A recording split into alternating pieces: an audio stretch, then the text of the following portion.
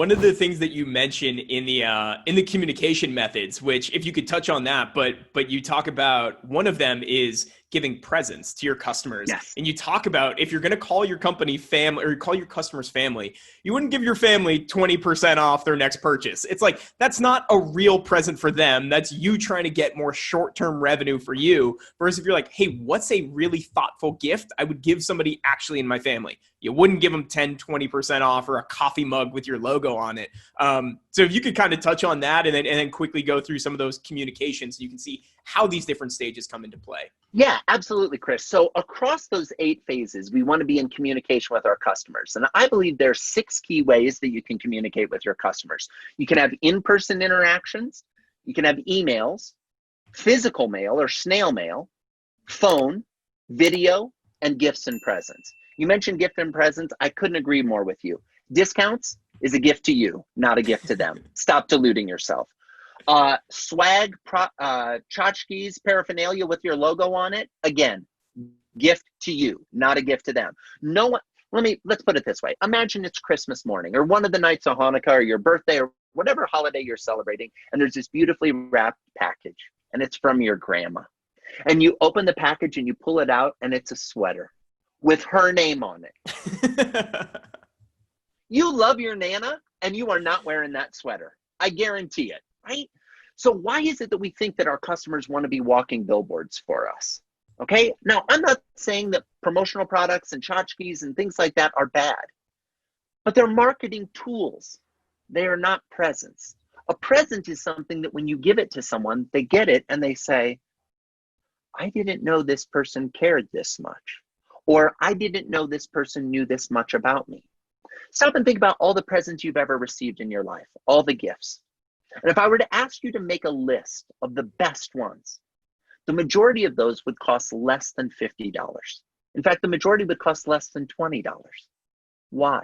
Because it's not about the dollars you spend. It's about the time and thoughtfulness you put in to selecting the gift. It's why it drives me crazy when it comes to the holidays and a company will buy the same gift for all of their clients and send it out. Like, really?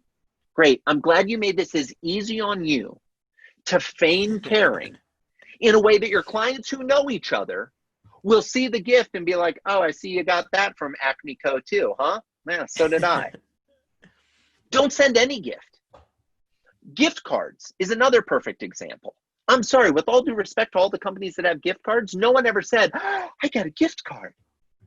It's not, I mean, nothing says I know very little about you than to give them a gift card, okay? Not to mention that when you do get a gift card, often that means you have to go spend money somewhere else in addition to the gift card. You know, the proverbial, hey, here's the gift card to the coffee shop for $5. Great. With another $5, I can buy a cup of coffee. So you actually haven't given me a gift. You've given me a discount coupon for someone else's business. Yeah. And I might not even like coffee. Well, it's funny. We were talking about Tucker Max before we started. And in his book, Mate, I believe it's called, they talk about when you're dating, and evolutionarily, there's cheap signaling and then there's like real signaling. And cheap signaling is when you're doing things like that. You're kind of trying to get all of the benefits of doing something without actually having like the underlying characteristics, where like maybe you're dressing really nice, but that's your only nice outfit or something like that. Or you're doing something that doesn't really have any teeth behind it, versus true signaling of actually doing a thoughtful gift or something like that, where it's like, there's no way to fake this. You couldn't have just guessed that I was into, like, I think one of the examples you use in the book is like golfing and doing something that's like very thoughtful for this specific targeted person. Absolutely. And, you know, here's the thing, Chris, lots of times when we get on this topic of presence, people are like, oh, well, I don't know enough about my client. And maybe that's a clue that we want to spend time learning about them. Or they say, oh, well, we don't have the money to spend it. Let me give a pro tip to everybody listening. Here's something that will cost you less than $1 per customer, maybe $2 per customer at the most, and will have an incredible impact. Take a list of your customers, sit down, and write them a handwritten thank you note, thanking them for their business. That's it. And be specific. Don't do what I called, you know, when I was a kid growing up and your parents make you write a thank you note for the gift you got for your birthday and you're like, thank you for the truck, signed your name. No. Here's the model. Thank you and describe the specific thing. Thank you for being a client. The thing I like best about working with you is XYZ. I look forward to continuing to work with you in the future. Sincerely, your name. 3 sentences, real simple. Boom, boom, boom, to the point. Here's the interesting thing. We'll role play with you, Chris, and anybody listening, you can role play along. Do you have somewhere in your house, Chris, a thank you note that someone has written to you in the past year? Yes. Yes, you do. Interesting.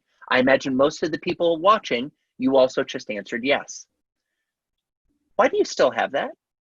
You read it, you know what it says, and then you kept it. And I presume that thank you note didn't come in this morning right before our call, so you just haven't had a time to recycle it, right?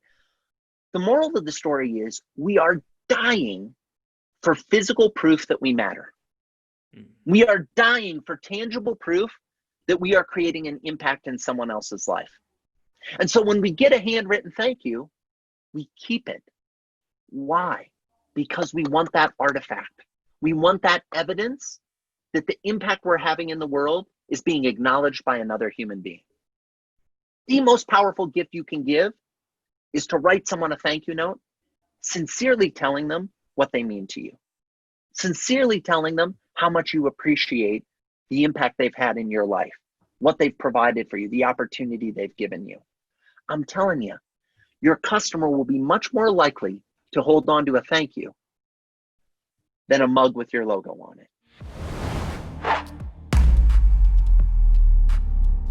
Did you like what you just saw? Well, great, because our YouTube channel is chock full of tips on how to grow your online business and learn from the best in the industry. So make sure you hit that subscribe button so you never miss out.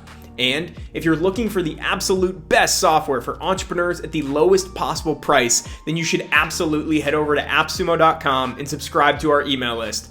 Heck, we'll even throw in 10% off your first order just to make it a no-brainer. Now, you're in on one of the best kept secrets in software.